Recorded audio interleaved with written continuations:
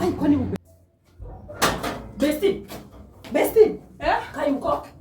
Kwani bibi nitata kwani mtafua? Kwani hata ubishi? Kai nipisha nini nakwambia nimechelewa. Unaenda wapi? Niko na date. Nakwambia nimepima maungo zote kwa hiyo nyumba. Sipati kitu ya kuvaa. Hata usiku na bahati. Mimi hata sitokangi. Kai utoke kwa nini? Sikia off, kazi inapangwa hapo sijui manguo, sifanya nini. Unamalizanga kazi saa 8. Niambie utaenda off aje. Nakwambia uko mjanja ina Nairobi. Kwa mjanja na usiki fanya hivi. Si unisaidie na dress ya Mama Mary. Tunasema Mama Mary. Fupi tu kitu ka sexy. Yaani nataka yani wasiponyo lazima aone mafumanya. Wewe nipatie. Na akijua ndio mjanja. Hapana anajulia wapi? Akijua mimi nimefutwa kazi. Simi leo. Ni ujua matime zake za kurudi. By the time anarudi nitakuwa nimerudi nitakuletea. Walai tena.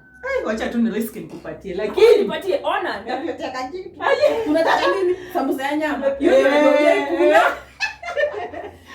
Utaniletea hiyo. Ama unataka pizza? Niletea sambusa ya nyama. Hiyo ndio hujaionja. Hiyo tu. Na sausage. Alafu nidanganya. Harakisha wewe. Unajua masaa ni mbaya. Nitafute. Unajua naziwekanga mbali. Wewe. Hata nilikuwa nafikiria kwa kamba. Aki ningepata kwa kamba. Ungechukua. Ai si ningetoa. Na mwenye anaipendanga. Si.